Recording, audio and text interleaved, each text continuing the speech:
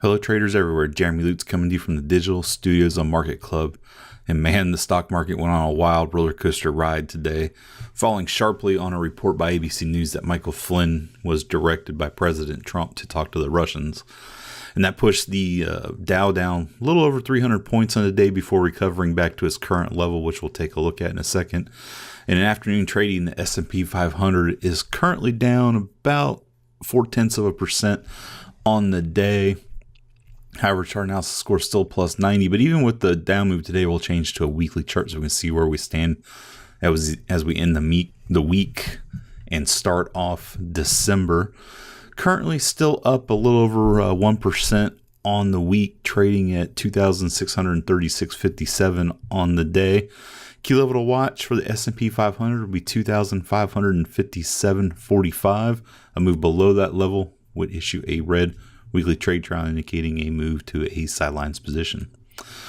Here's the Dow Jones, still, even with the move down today, still up over 2.5% on the week at 2.6% with a chart analysis score plus 90, currently trading at 24,179.25. Your key level to watch is 23,242.75. A move below that level would issue a red weekly trade triangle indicating a move to a sidelines position. Nasdaq is actually the only laggard of the three indexes, down for the week almost 1%. There was a big sell-off in the tech sector earlier this week that is affecting the Nasdaq. Currently trading at 6,826.92 with a chart analysis score plus 75. So overall, the long-term trend is still up for the Nasdaq. It's just recently coming under some pressure this week. Key level to watch will be 6,667.31. A move below that level would issue a red weekly trade triangle indicating a move to a sidelines position.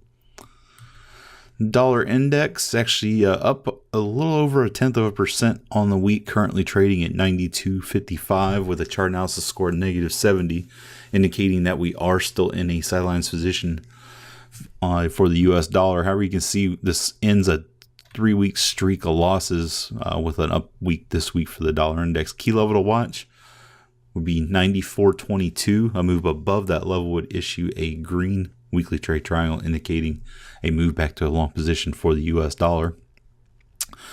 Gold currently down 0.6% on the week with a chart analysis score plus 55. However, the overall long-term trend is still up for gold, but weakening. And we'll actually back this out to a daily chart. You can see it was actually up today as high as 1292.50.